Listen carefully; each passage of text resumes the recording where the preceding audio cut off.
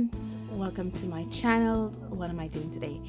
Today I am doing my, did I do this review before? I don't know, maybe I did, maybe I did not. I'm doing my review of the Boku Undo inks. If I did it before, I will definitely link that somewhere up there so that I don't repeat myself. But today I felt inspired to work with these Japanese colors, and maybe the inspiration came from all these other art YouTubers reviewing and giving their first impression to the Kuretake Gamzai Tambe graphic colors. I had the Sumi-E inks colors, and I wanted to try those out today. If I've done it before, then I would have mentioned that the Boku Undo E-Sumi watercolor paints are watercolors that are combined with traditional Sumi inks with dyes. These are derived from the Sumi-E, which means a deep monotone with the traditional intention to haiku, which are the haiku poems. Well, I remember doing haiku calligraphy when I was studying in Asia. It was part of our once a year we do something of Asian tradition, and one year we did haiku. And I remember how you had to hold the brush upright. There was a specific way to hold the brush. I remember hurting. It was not uncomfortable, but it was unusual for me. But yeah, and I had to write these names like beautiful and happy in haiku. The colors that came in this set are, let's look at these inks. Here they are. They're the reddish black, yellowish black. You guys see what I'm looking at? Yeah, right there. Reddish black, yellowish black, greenish black, bluish black, purplish black, and brownish black. Almost similar to the colors that comes in the Gamzai Tambi graphic colors. So yeah, like I said, sorry for the road. Like I said, I worked with these before, so I have it all swatched out. I have mass stones here, and then I water them down. As you can see in mass stones, sorry, I taped it. As you can see in mass stones, they all look the same, like it's just black. But when you water it down, then you see the color coming through. And the more you water it, the more translucent it becomes. And they're beautiful colors, guys. Gorgeous looking colors that I absolutely adore. And also, this is the reason why I say I'm not getting the Tambi Gamzai graphic colors.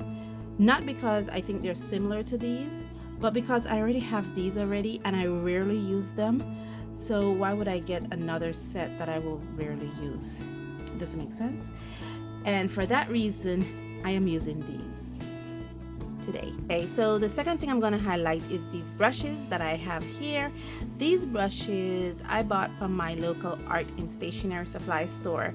Now, if you guys may not have been aware, I link all my supplies in my description below, so please go check it out. I link where I get them from, where I find them, and if I have links to them, I'll provide it there as well, especially if it's an Amazon purchase. I will also link it there. And these brushes I found at my local art and stationery supply store, and guys, I've been using these for a couple of illustrations, watercolor, and I'm actually loving these. They're similar to this brush, which is my absolute favorite brush right here. This is my absolute favorite brush.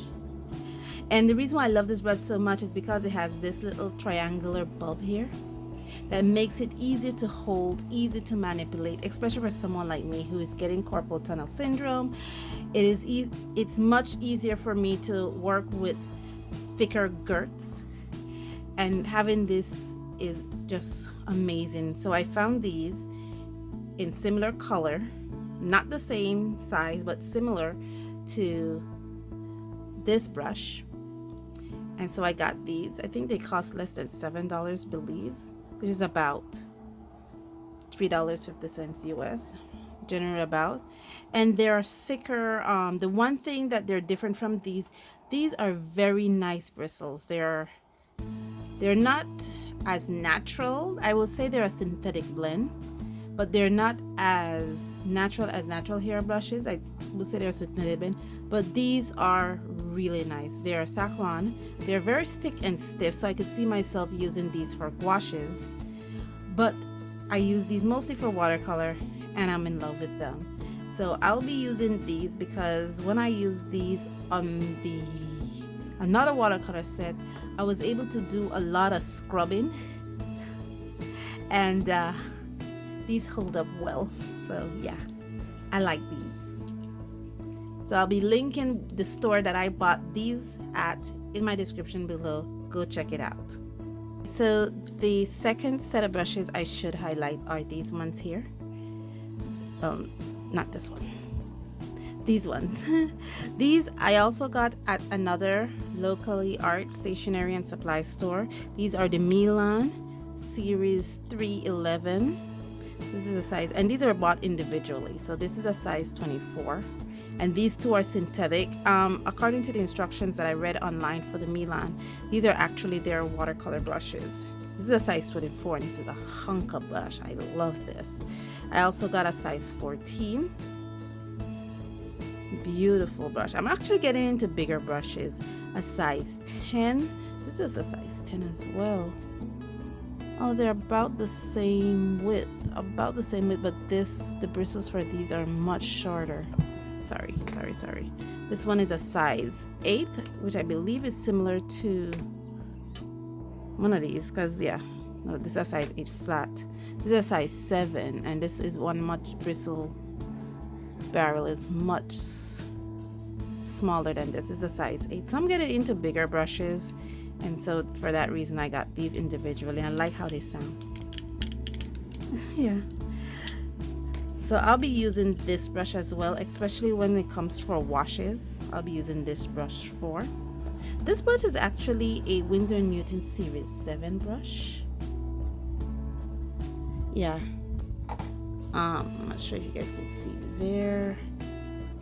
Yeah, it's a Winsor & Newton Series 7 brush. This is a size 4. And boy, this brush, guys, this brush, I used it. I was wowed by it, but I just couldn't control it. It was beyond me.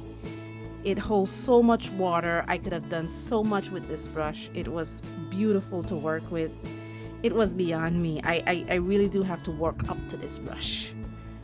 So yeah, those are the brushes I'm now looking at. I'm working with them.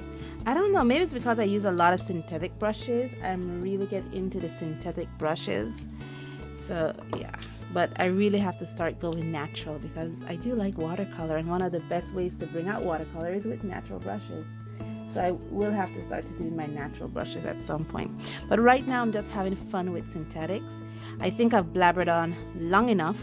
So now let's go to the color up.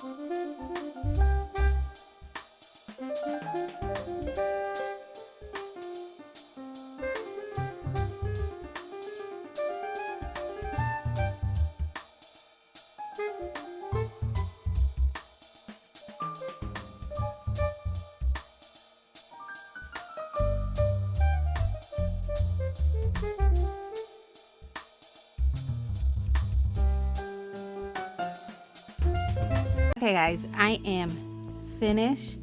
It only took how many minutes to paint? An hour. It only took an hour to do this.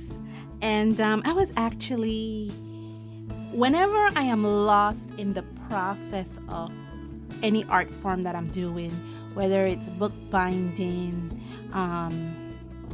painting, drawing, whenever I'm lost in that process, I think of it as a successful painting session. Even if I did a lot of mistakes, even if I did everything wrong, once I was lost in it, once I enjoyed it, I did not feel the minutes going by. I wasn't struggling. What is the other things that I feel my art sessions are a success? There's no struggle, there's no frustration. I don't feel like I'm fighting whatever I'm doing. Like, especially, let's say I am painting something and I'm trying to get the colors I want, but the colors are just not working with me. I would call that not a successful art session, because those colors are not working with me. They're not giving me the vibrancy I'm looking for. They're not giving me the saturation I'm looking for. They're not giving me anything. They're just there, and it's hard to try to do differentiations with them. And that's not successful to me. But with these, the one thing I struggle with was contrast, because these paints, if you don't dilute them, they're really, really, really strong. And I feel myself struggling with that a bit. But that is on my skill level, not necessarily the fault of the paint. So I can't fault these paints for that. And also, the other thing I found amazing with these is that, as you can see, I'm looking at it. Wait a minute, something's wrong. I need to do something. It's the way, I'm glad that I used these brushes. The one thing I struggle with is dry time. Right now, it's really, really hot in the country of Belize. So I don't even need to pull out my